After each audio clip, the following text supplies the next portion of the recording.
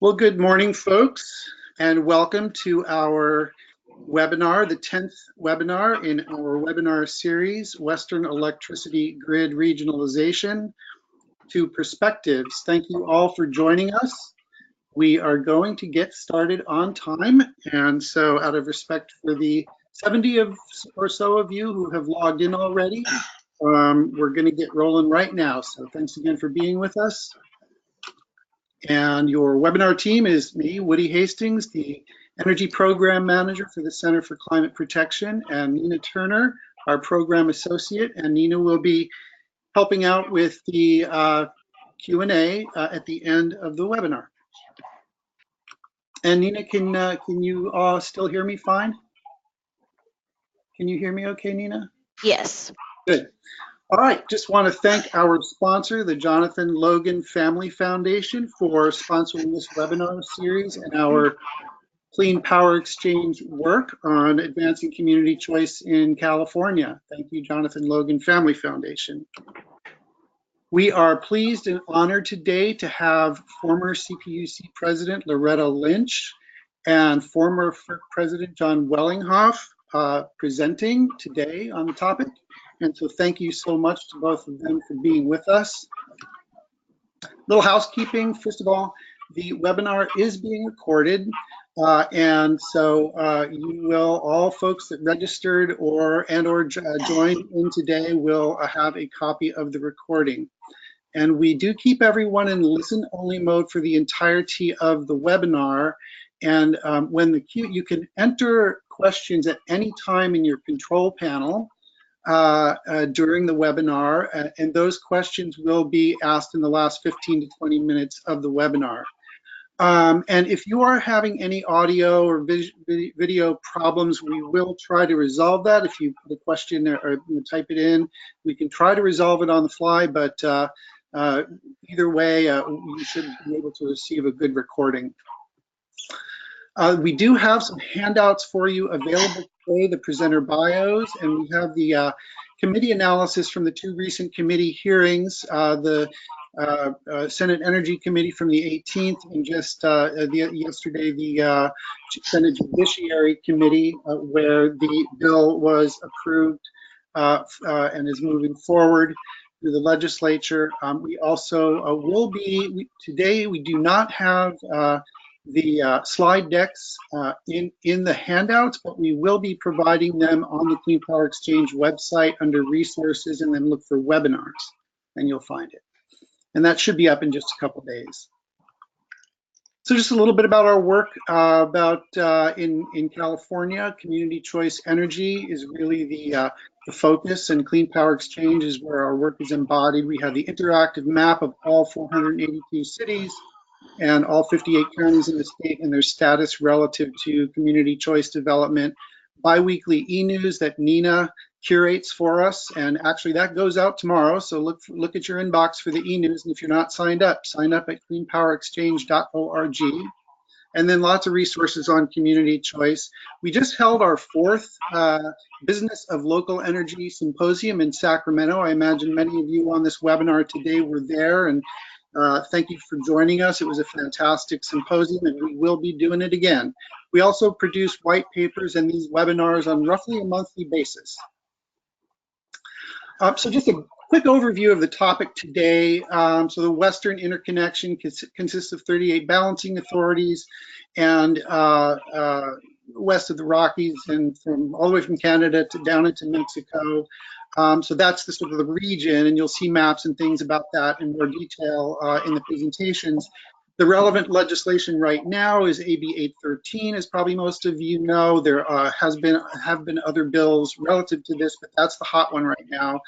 And it would set up a process that would transition what we currently have with the California Independent System Operator to a different governing structure, where the California would be a member of a larger regional transmission operator with an implementation timeframe of 2021. So that's the broadest of outlines of the whole thing, and you'll hear more details from our presenters. We are now going to do something that we have not ever done before. So this is the first time for all of you. We want to do a sort of a before and after poll of folks and see where you are at in terms of your support, your opposition, or your indecision on this question. It should only take 30 seconds, so I am going to launch this poll right now. And on your screen, you should see a poll that you can click really easily, whether you're yes, no, or undecided, and then submit that. And I can see that we are getting lots and lots and lots of responses right away in each category. So I'm just going to let it popcorn for a little while here as I see these numbers logging in. Yeah, so interesting division here, looking at like, I'll just start reading off what we've got, and it's starting to taper off in terms of numbers changing. So 20% are yes, 42% no, not supporting, and then 35% undecided. So I'm going to close that poll, and I am now going to, so thank you very much for participating in that. That was fun. We're going to do it again at the end. I am now going to go to our first presenter slides, which will be Mr. Wellinghoff. And so I will, John, I will share with you the keyboard and mouse. So you, John, should now have control of the horizontal and the vertical. So I see your cursor moving around, so I know you have control. I hope I do too. Yeah, there we go. Now I have control. You had a dialog box at the bottom that was overseeing my control. You're right, and I just realized I needed to click in the screen, so I did that, and you should be good to go. Okay, let me see if we are good to go. There we go. All right. Well, thank you, Woody, and thank you, Nina and Loretta, for all participating here, and everybody on the call. As Woody indicated, I was the chair of the Federal Energy Regulatory Commission for 4.5 years. I actually served on the commission for 7 years. I was appointed by President Bush twice, and I was designated by President Obama as the chairman of the commission. So I was actually under both the Republican and Democratic administration. I do appreciate the opportunity to talk today on AB 813, and my first slide here is pointing out the fact that in our current political climate in our country, I think we're getting a little bit too shrill about yelling out things that may or not be correct, and we really need to get back to the facts. We really need to ensure that we're all on the same page with the basic facts about the issues that we're trying to put in place as policy in our country, and I think energy is one of the foremost of those. So with that, I would like to first give you what I believe to be 4 sort of fundamental principles of AB 813 that relate to the audience we have today, and that is people who are concerned about community choice aggregation agencies and other agencies providing services to consumers. First of all, I think AB 813 strengthens the provisions of existing California state law to enable California transmission owners, as well as all load-serving entities in California, and this would include CCAs, to enjoy the enhanced benefits of an independent multi-state wholesale electric market and transmission operation. So that's the first principle. I think we are trying to enhance that entity, and through that enhancement provide enhanced benefits to all of California consumers. Secondly, and I think this is an essential point, it does not take away any current operational authority or control by California of that multi-state organization that California has now. And I'll go into that in some detail in my slides. Third, it provides for a verification process by the California Energy Commission to ensure California's energy rights and energy policies are fully protected. And that is important. California is a leader in the nation. I'm a California native, born in Santa Monica. I now reside in Berkeley, California. I think that California is a leader not only in the nation but in the world in energy policy, and we want to maintain that leadership and do not want to give it up or jeopardize it through any changes in our policy that would cause us to go backward instead of forward. And finally, number 4, I think most important for CCAs is that it will assist CCAs by providing them greater access to lower cost power and providing opportunities to hedge their distributed energy resource portfolios more effectively. And of course, distributed energy resources are extremely important for CCAs. And I know from the one in my county, Alameda County, the East Bay Clean Energy group here, we are very, very interested in ensuring that we can encourage customers to utilize energy resources at a local level. And I think by expanding and regionalizing our independent energy market that we have, we ultimately can provide for the better integration of those distributed resources into the system. And we can do it more quickly. And we can also ensure, finally, that customers of those CCAs have enhanced opportunities to use those distributed energy resource assets to produce revenues and thereby lower consumer costs. So these are the basic principles that I think AB 813 provides for California. So the next point I want to make is there has been, I think, a lot of discussion about FERC and the Trump administration and how that may or may not impact California going forward. And I've seen a number of things with respect to that issue of FERC. In fact, I've seen pictures like this, which seem to try to link FERC with the Department of Energy, try to link Trump's appointees to the Trump administration. What I need to have you all understand is that that can't be farther from the truth. FERC is an independent regulatory agency. I was there for 7 years. I never got a call from the White House. I never got a call from the Secretary of Energy. Secretary of Energy has absolutely no authority over FERC whatsoever. None. Zero. Each one of those individuals at FERC, those commissioners in the chair, are all independent regulators that at the time they are nominated by the president and confirmed by the Senate. Once they take their oath of office and sit in that chair, they are independent entities who are there for a term appointment and cannot be thrown out of office.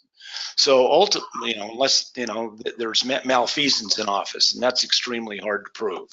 So ultimately, we don't have the situation that you see here, but instead we have really this situation. We have an independent FERC that is acting independently, has acted independently, and will continue to act independently of the Trump administration.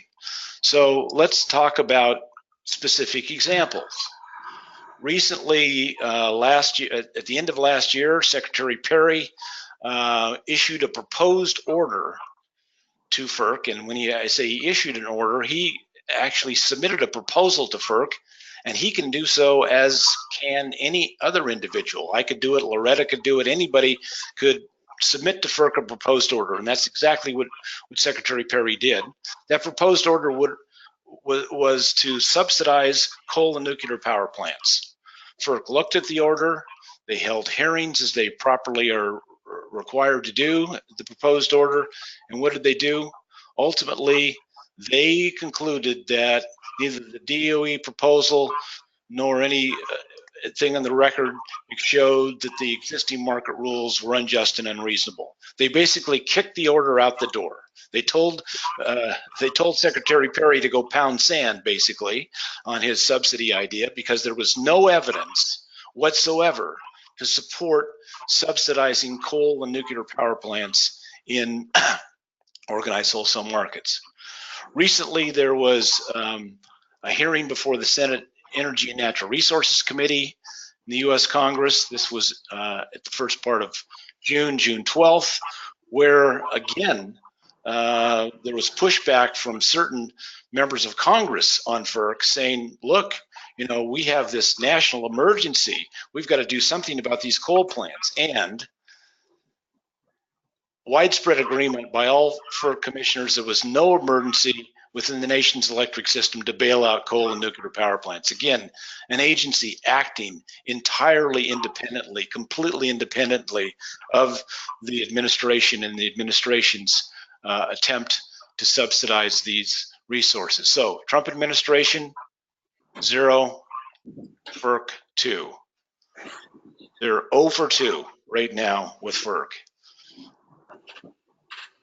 Next thing I'd like to go over is the claim that if we do this regionalization, we will just allow the coal-fired generation in the Western United States to pour into California.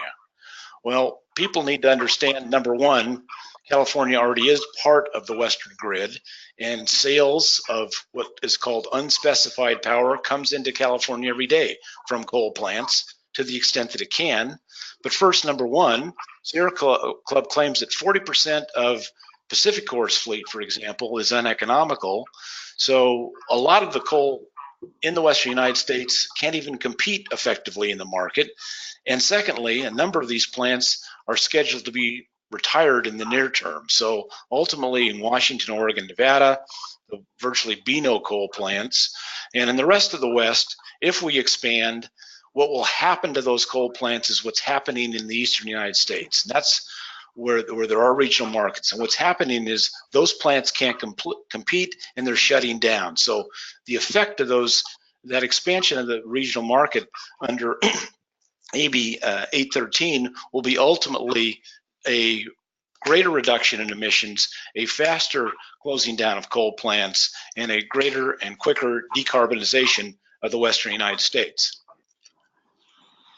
So there was a study by the California ISO with respect to these issues under SB 350 last year, and the study results there were that a regional energy market would reduce the emissions of greenhouse gases and other pollutants in California and throughout the West. So ultimately, this was confirmed by a CAISO study. Next issue is, the issue of, well, if we expand this regionalization, it's just going to impose either FERC policies or other state policies on the state of California, and again, cause us to retrench or disrupt the advances in policies that we've had already in the state of California. Well, I think we can look at examples of other regional RTOs and find out that this is not the case. We can look at New England, for example, the New England RTO, and as you can see, these are the renewable portfolio standards that all these states have. They vary widely. They vary from 75% renewable portfolio standard down to, less than 15%. And actually, Massachusetts has got a bill in right now to go to 100%. So states are completely free to and have in regional RTOs put in place individual state policies with respect to their resource adequacy, with respect to their renewable requirements, with respect to decarbonization. These are things that are all possible and, in fact, doable and are being done by states. The other region we can look at is PJM, that is the large regional RTO that goes from New Jersey through to Chicago. Same thing. You've got a wide array of state policies there. And finally, if we look at the Midwest ISO, again, a regional ISO that goes all the way from the Dakotas down to Oklahoma. Actually, it goes down into Louisiana with Entergy. Again, widely variant policies, and those policies do not bleed across state lines. FERC doesn't do anything to unify those policies in any way, because those policies are in the purview of the state's jurisdiction and not in the purview of the FERC. And there's no way that the FERC can impose changes in those policies on those states, and they do not do so. So next, regionalization's benefits summary, and I'll sum up here. Based upon a study done by CAISO, determined that if we go to this regional structure, there's 1.5 billion in savings for California ratepayers annually by 2030. There are 10 to 11 million metric tons reduced of regional CO2 emissions by 2030. In addition, many local criteria pollutants are reduced as well. There are 9,900 to 19,400 new jobs by 2030, primarily because of reductions in energy costs and again, new jobs that will come to Californians. And there are, and my slide is not advancing for some reason. I don't know where I am, Woody. I'm almost at the end here. Okay, let me give it a try from here. Yeah. There, whoops.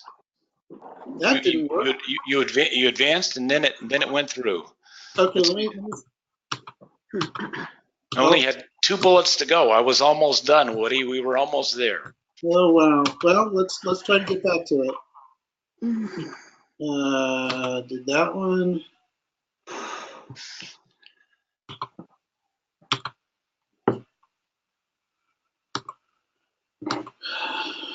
Okay, we're getting there. Well, at least people are getting to review my slides again. So. Yeah. Overlining. I don't want to go too fast, so let me just. Yeah, so you don't jump ahead beyond the last slide. Okay, so this is the slide, right? This is the slide. There's bullet 1, bullet 2, bullet 3. There should be a bullet 4. Okay, it stopped right there. Okay, so that's the end of the slide. So the last 2 bullets, and I'll quickly summarize. Integration of 100% renewable future for California. We can get to 100% renewables, but we can do it much more effectively, much quicker, and much cheaper if we have an independent regional ISO that ultimately provides for an integration of Western markets and Western operation. And finally, as I mentioned in that one slide, we'll see more rapid decarbonization of the Western grid because these coal plants just won't be able to compete ultimately if we open up this grid. So with that, Woody, I'll turn it over to you. Thank you very much. I appreciate it.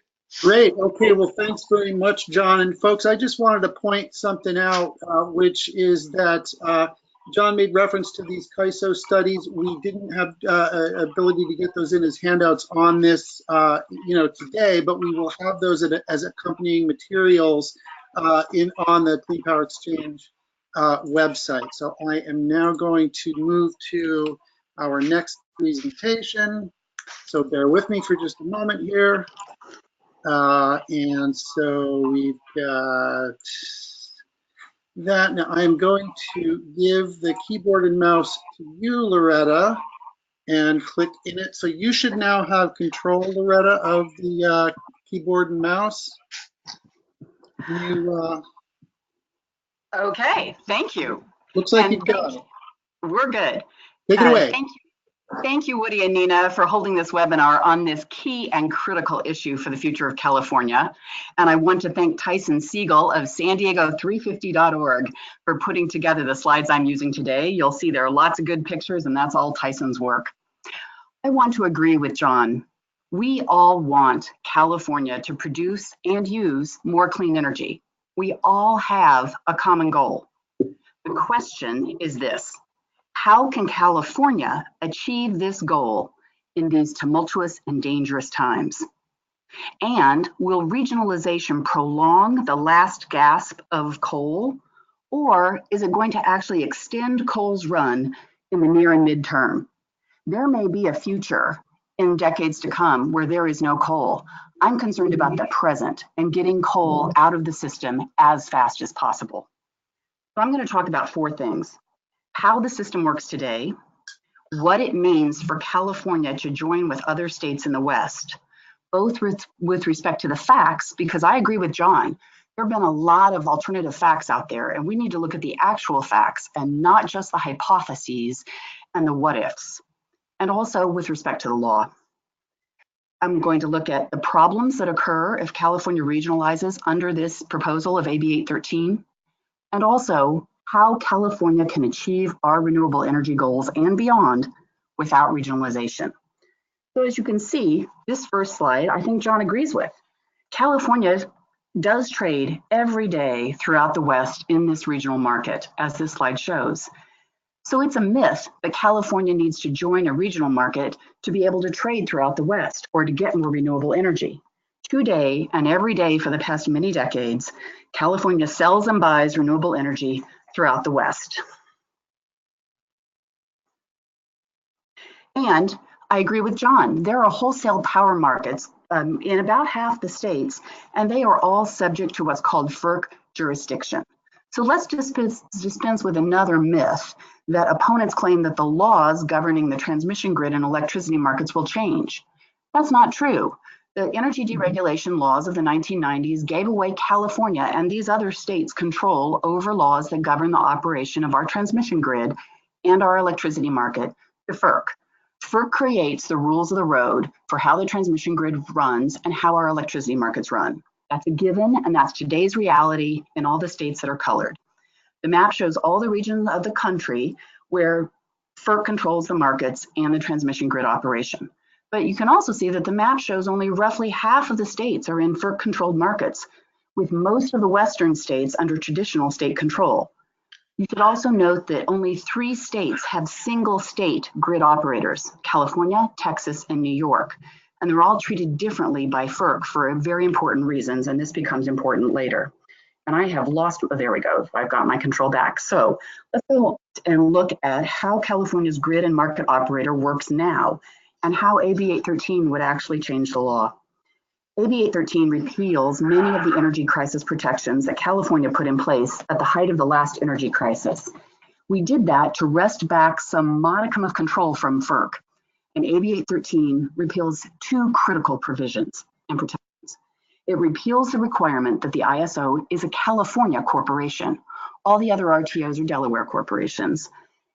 And more specifically, the requirement that the ISO is a special nonprofit public benefits corporation. That means that no longer will the California Attorney General have the authority to enforce California corporate law requirements of accountability, transparency, and a prohibition of conflicts of interest for the people who run the grid once we regionalize. It also means that all the requirements of the ISO's public benefit mission, which is contained in section 345.5 of the Public Utilities Code, are repealed. So I respectfully disagree that AB 813 strengthens existing California state law. It actually puts in a weak sister list of the current protections, which are quite strong, which means right now the ISO must run its grid in a way that protects California's ratepayers, that minimizes cost to California, that protects California's environment, the health of California's citizens. All of those requirements will be repealed. Second, and most importantly, AB 813 repeals the energy crisis requirement that the people who run the ISO are appointed by the California governor and confirmed by the state Senate. California has already tried this stakeholder board model that the proponents want to bring back, and it was a colossal failure if you judge it by the ability to protect Californians and the California economy. That's why, at the height of the energy crisis, Republicans and Democrats alike passed urgency legislation to take back the appointment power and require that the ISO be run by 5 independent board members who have no financial connections to or conflicts of interest because of their relationship to participants in the market. Now, they'll say nothing's going to change. Federal law applies now, federal law will apply tomorrow, and I agree. But what will change under this bill is California's ability to appoint the people who run the grid and the market. And why do we care who controls the appointment of grid managers and who has to follow federal law? Well, I would ask you, why do we care that Ryan Zinke is head of Interior or that Scott Pruitt is head of EPA? All they're doing is enforcing federal law and following federal law just like their predecessors. So when you think of it that way, we all know that who sits in those positions and who appoints them to those positions is everything. How the ISO interprets and enforces federal law can mean the difference between respecting California and trampling all over California's priorities, just like the last stakeholder board did when we allowed it to be independent of California in 1999 and 2000. And Woody, I've lost the control. Oh, there we go. Oops, I want to go back. Can you go back one? Because I've lost the control. Great. So the proponents argue that this loss of appointments authority and control is necessary for California to spread our vision of clean and green energy throughout the West, to sell renewable power to them, and when they develop renewable power, to buy their renewable power from them. I wish that were so, but this slide, when we take a look at the other states with whom we would be partnering, shows a very different and troubling picture. You'll see that the sources of electricity that the other states use, which is what this slide is about, are not surprisingly filled with coal.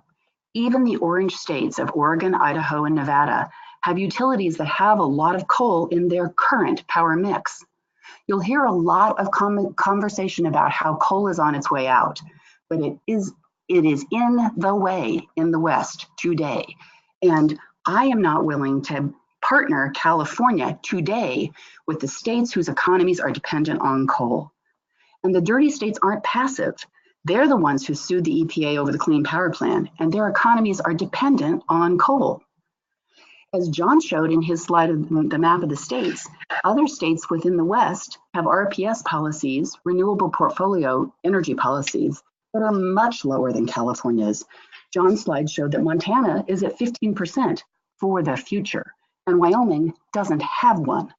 So looking at the facts of today's other states that we would be partnering with, we will tie ourselves to other states that are dependent on nuclear and coal. So it is nice to think that in the future, these states will eliminate coal from their economies and we will all join hands and sing Kumbaya. But it's a naive fantasy to think that these states today will be receptive to California's vision. Instead, I would argue that these states, which are suffused in coal already, are in fact looking for a bigger market too. They're looking for a market to sell their coal into. And guess what state constitutes a majority of the power load of the West? California. So let's look if that's going to be possible for them to sell into us. As the proponents say, coal is becoming increasingly uneconomic in the free market. But energy markets have never been free. They have always been regulated. And that comes with political and policy choices made by the regulator. So let's look at where the federal policy choices are now. And there we go. And as John mentioned, Rick Perry did propose last September a sweeping new one-size-fits-all advantage coal in all the states proposal. What I would say is, look at the last 10 months. The Trump administration is on a fast track to advantage coal and nuclear power in any way they can, and they're trying all sorts of levers. This slide lists just some of the actions that the Trump administration has taken to implement its vision and to prop up coal and nuclear. It's clear that they are trying to subsidize coal in any way possible, even if it means, as the New York Times reported in June, that Trump will evoke emergency powers to keep coal plants open. And many people say that's not possible, but I know it's absolutely possible, because the last time those emergency powers were invoked was during California's energy crisis. So a note about FERC's rejection of the Perry plan that John discussed. In January, the FERC did indeed reject a one-size-fits-all nationwide subsidy plan for coal. But in that order, that January 18th order, the FERC directed RTOs, those regional multi-state organizations who have coal in their power mix, to submit proposals to consider the Perry plan. And that's exactly what one RTO did, PJM, for Pennsylvania, New Jersey, and Maryland.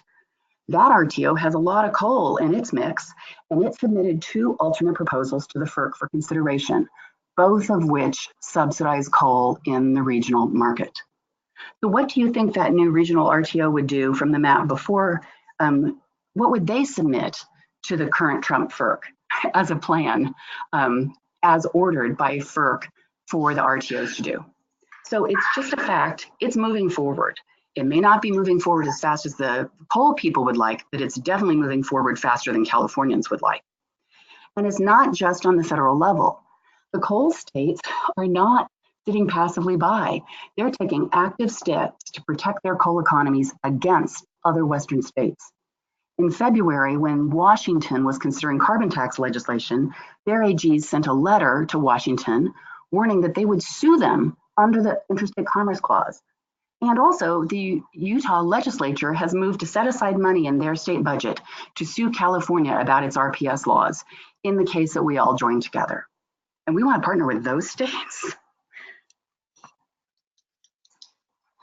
So not only on the state and federal level, but also in the courts are we exposing ourselves to vulnerability. The courts have been busily expanding the reach of FERC into matters that have historically been left to the states. The 2016 U.S. Supreme Court case, Hughes v. Talon Energy Marketing, invalidated Maryland's decision to advantage its in-state power plants because its RTO, remember PJM, decided a decade after Maryland joined the RTO to change the market rules for that region and not allow Maryland to give an advantage to in-state power production in the regional market. The FERC then sided with the RTO, PJM, and the Supreme Court sided with FERC. So I would submit that the legal landscape has been shifting rapidly and not in the direction that is good for the states. Many are concerned that with greater FERC authority comes greater FERC overreach, as these two law professors have interpreted recent FERC decisions. The point is, we don't know where the law is going in the next several years as this shakeout from Hughes v. Talon continues. Also, as these law professors make clear, FERC is reserving for itself the power to decide which state policies it favors and which it wants to override. FERC is taking that first choice away from the states. Sometimes it's respectful of states, and sometimes it hasn't been. How do we think that the Trump FERC will act toward California? I don't want to take that bet. It's a risky bet. Hey, Loretta, this is Woody. I just wanted to, sorry to interrupt, but just wanted to say, in order to leave enough room for questions, maybe, 4 or 5 more minutes at the most. Sure, that's all I got. Thanks. Okay, and I've just jumped ahead somehow. Well, that's okay. We'll just jump ahead. So let's talk about the ISO study that John mentioned. The ISO study, as the Sierra Club and the California Environmental Justice Alliance found, that the ISO itself found that California will experience more air pollution in disadvantaged communities, and there will be more carbon emissions throughout the West in 2020 if California regionalizes. Moreover, oops, Woody, I've lost control. There we go. Moreover, regionalization, according to the ISO, will ship green jobs out of state. That's why all of labor is united in opposition to regionalization. Even under the rosiest scenario where the Western states will want renewable energy and build projects, they'll not build them in California because land and labor is cheaper in those Western non-union states. And the ISO found that to get that renewable energy, it'd be necessary to build over 3,000 miles of new transmission lines that don't currently exist. So who's going to pay for that? Well, California's about half the load. California will be making the payments, which is why regionalization is antithetical to community choice energy. Regionalization is predicated on big infrastructure that is regionally controlled. Community choice energy is predicated on local control and local projects with local decisions about costs and kinds of energy produced and used. We don't have enough money in the ratepayer dollar to pay for both systems. So in choosing regionalization, we are hobbling the futures of CCEs. But that's okay, we don't have to do regionalization because regionalization, there are other ways. In fact, the California PUC, whoops, sorry, clicked through too far. The California PUC found in February that we can exceed our renewable energy goals by 2030 and reduce our GHG emissions in a cost-effective manner without regionalization. Their data used more current and more thorough modeling than the ISO's 2016 study did. But even the ISO itself admits that there are many different tools to use to increase renewable energy use. So we don't need to give up these important state protections to be able to have more renewable energy, more local renewable energy. And this is a slide of just some of the options exist. that exist today that aren't regionalizing, that would enable us to use more renewable energy, to store more renewable energy, and take full advantage of the energy storage mandates that the California legislature has passed in the last 3 years. I'd like to drill deeper on just one of those, and that's electric vehicle charging. As you know, just 2 weeks ago, the PUC decided to spend $738 million of ratepayer money for electric vehicle charging stations throughout California.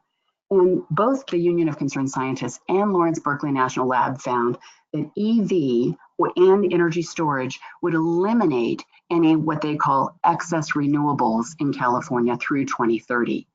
So they're easy, cheaper, cleaner options for regionalization. And that's really just the tip of the iceberg, because there are lots of other problems with regionalization. And I'm going to end here agreeing with John that a large grid is much less safe than rooftop solar and smaller grids. I think the larger we get, the more vulnerable we are. I'd rather go with rooftop, local, cheaper, cleaner solutions than a large, potentially very vulnerable solution, both on the facts and the law. Thanks. Great. Thank you so much, Loretta. That was great. And so we are now in my favorite part of the whole thing, really, which is the participants' questions. And so, Nina, I would imagine that we have some questions that have come in. So perhaps you could share some of the questions that have come in with us, and maybe if they're directed to one or the other, make sure you let them know who it's, and folks who are posing questions, if it is directed to one or the other, let us know. So Nina, questions? Yeah, so we have plenty of questions here, and I apologize, we're not going to get to all of them, but because of that, we will reach out to you and try to get those answered outside of this webinar. So this first question, it's not specified who it's for, but if either of you feel like you can answer it, please do.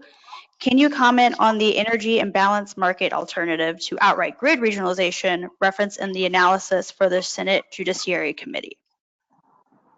Sure, I'd be happy to start with that. And Loretta, if you have something to add to it, that'd be fine. I was an advocate of this energy imbalance market, which we currently have operating in the Western United States by the California ISO. It actually is a contractor who runs its imbalance market for a number of other balancing authorities across the West to reduce costs. And I think what that energy imbalance market has shown ultimately is that by regionalization, by expanding these services into the region, we can reduce costs for all consumers. It's reducing costs for California right now, and it's reducing costs for those other entities throughout the West that are participating. So we already, put our foot into this. We've already tested it. We've shown that, in fact, we can save money.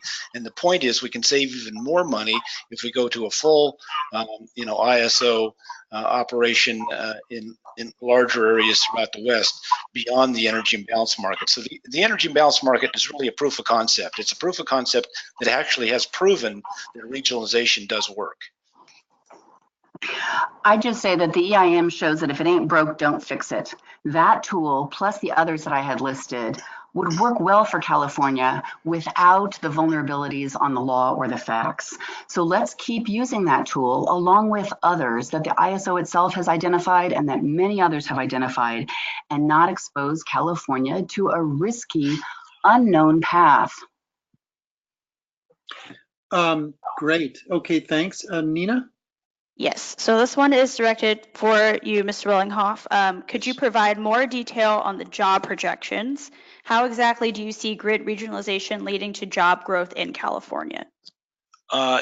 It leads to job growth as I understand it, and I will tell you that I certainly didn't do those job projections. Those were CAISO's projections, but it leads to additional jobs by reducing energy costs in California. So when you reduce energy costs, you have more income available. When the more income available, it increases jobs. The other issue is this bill has been amended, as I understand it, to keep the same footprint of the current CAISO for the buckets for the RPS. And so if we do that, ultimately there's going to be less job migration on the renewable side that the opponents are saying as well. So the opponents are actually using numbers on their job losses that don't factor in the most recent amendment to the bill as well, which would reduce those numbers of the losses on their side. But the jobs on our side come primarily, as I understand it, from reducing overall energy costs in California.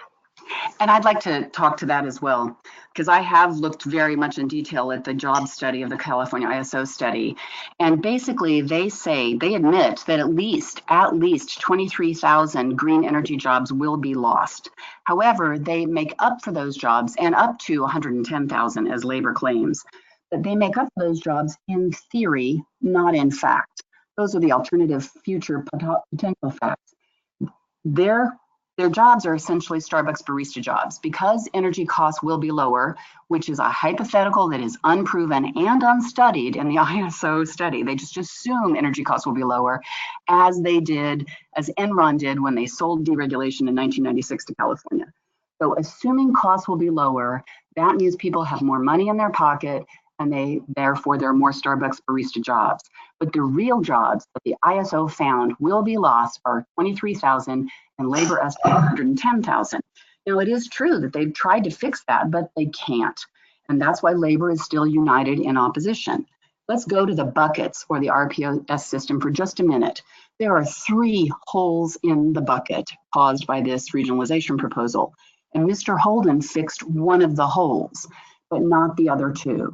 And yesterday in Senate Judiciary, the lawyer for the building trades said that he had met with ISO officials about fixing the other 2 buckets, and the ISO said they can't under federal law, which means the job losses still accrue.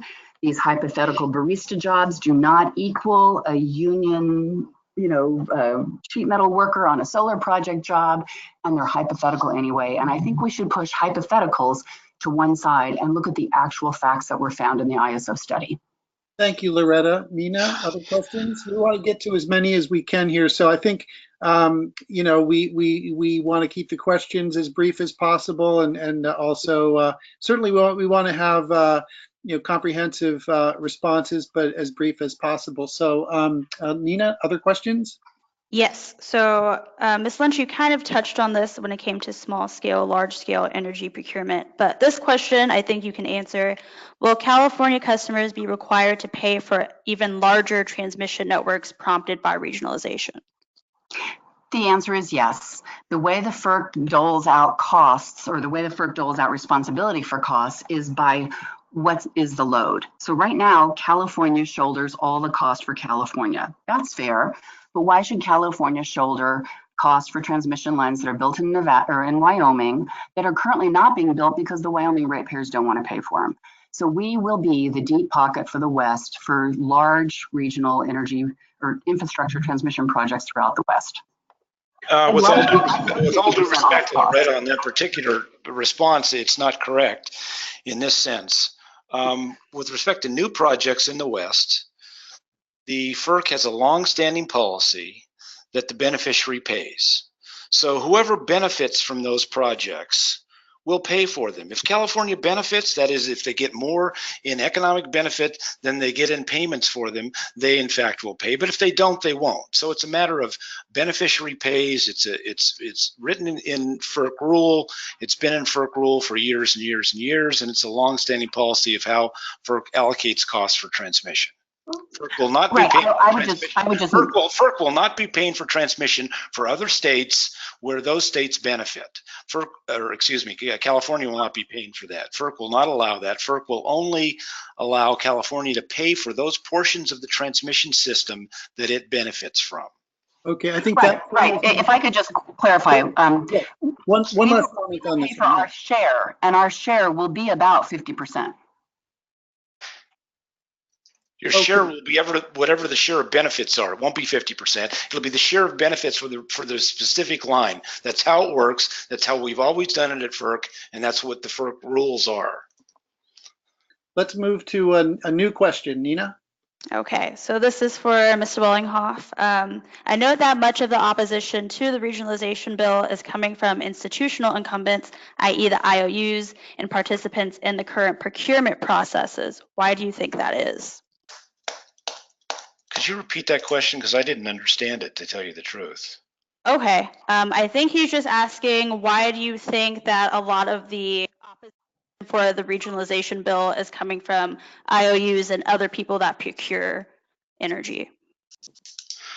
I don't perceive it's coming from the IOUs. It's coming from the unions, certainly, who I think, are misguided and misinformed on the jobs issue. I mean, when we're talking about these hypothetical jobs, ultimately they're not hypothetical. Statistics show that if you improve the economy, you have more jobs.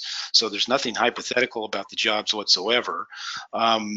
As far as the IOUs, I haven't seen overt opposition by the IOUs. I don't think they are opposed to it. In fact, IOUs throughout the West and in California are benefiting from both the current ISO market and from the EIM market. So this regionalization only benefits those IOUs because it reduces their costs overall. So I don't think that's where, to my understanding, the source of the opposition is. This is Woody. I'll just chime in and say I did see in the the support and opposition list in the bill analyses that both PG&E and SDG&E, I remember those specifically, are on the opposed list. So if I could clarify, I wish that were true. They were opposed last September and they never sent in a new letter. And so originally they were listed as opposed, and they clarified with the author or the chair of Senate Energy that they are neutral. Yeah, they should not be opposed because all of their customers benefit. So they certainly shouldn't be opposed. Or at least their holding companies will. all right, Nina, new question? Yes, so this is for Ms. Lynch. What is the effect of AB 813 on SB 100? Well, because of the map I showed you about how the other Western states that we'd be partnering with are tied to coal, I think it damages SB 100. But as we know, SB 100 hasn't passed yet. I believe we will get there quicker, faster, cheaper if we retain control of California only as a California only market. Okay. And this is Woody, just for in case there's anyone on the call that's not familiar with SB 100, that's the De Leon bill that has the 100% renewable by 2045 goal. So it's really around how. I think the question is more generally, how would AB 813 impact the state's clean energy and greenhouse gas reduction goals? John, did you want to comment on that? Yes, it will not impact their goals negatively at all. As I indicated, showing those other regional RTOs that states across those regions have varying goals and different goals, and they're free to pursue those goals as they wish. So regionalization has not impacted them to any degree whatsoever, and would not impact California. All right, Nina, new question? Okay, and this one isn't directed toward anyone in particular, but feel free to answer. Will California be able to tax any fossil fuel sources imported to disincentivize any fossil fuel generation?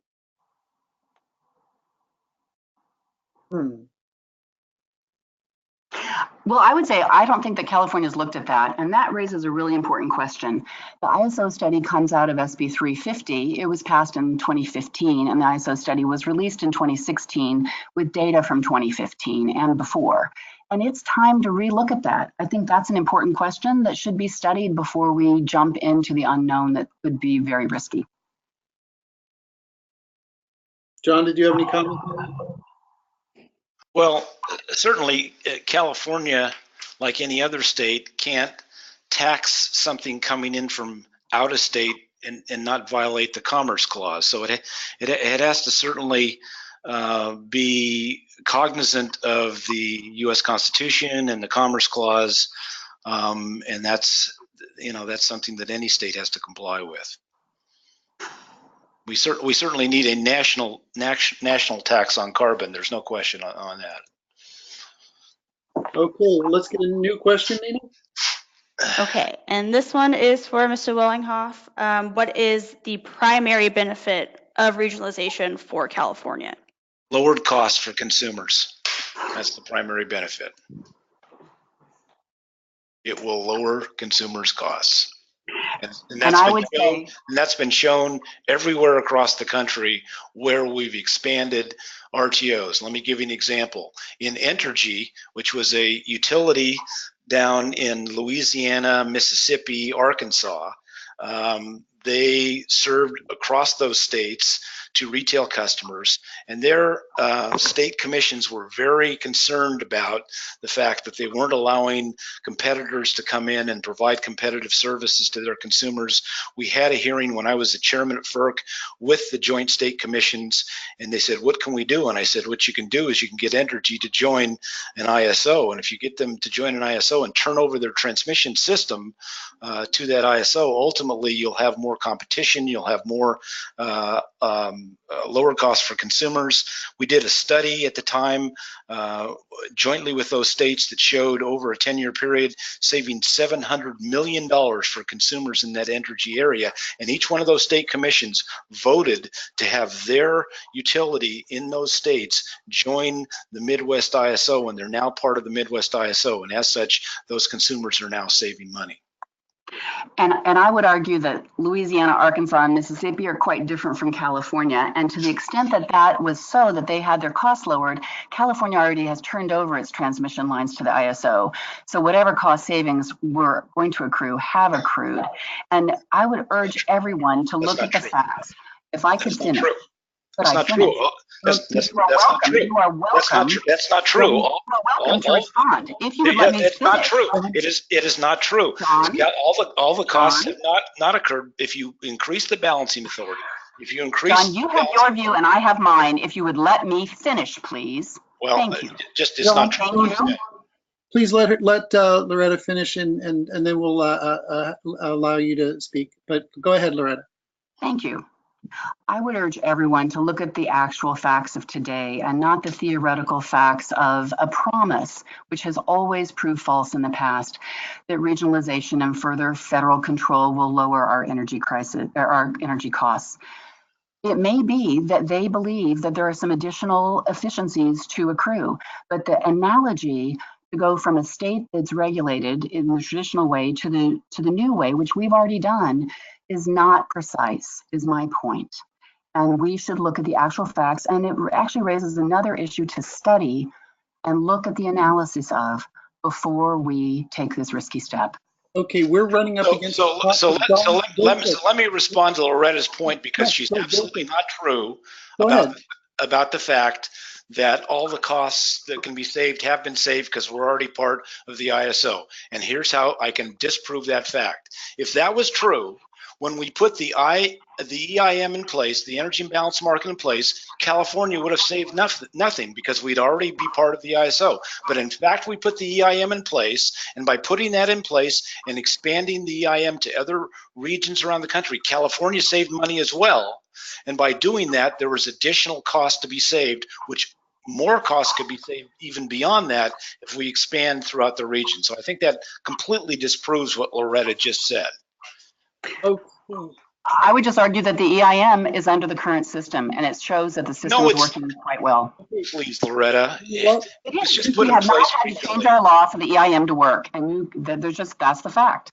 Here's the thing, folks. We're up against the clock, so I thank you both for the lively, dynamic discussion. I just went ahead and launched the second poll. We wanted to see where people are at now after the discussion.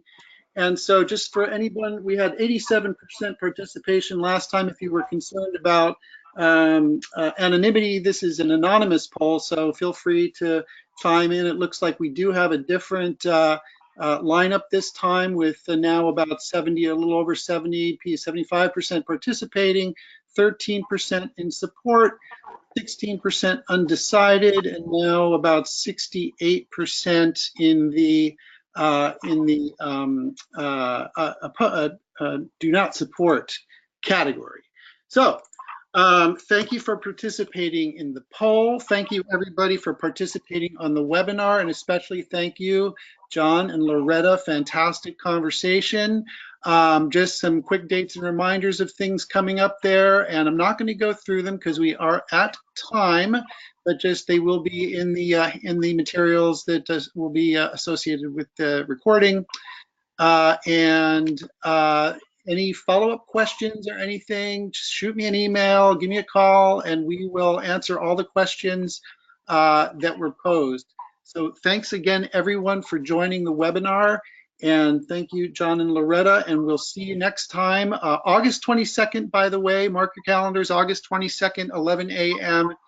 Is the date for our next webinar. And thank you, Nina. Fantastic job on the questions. Appreciate that. Take care, everyone.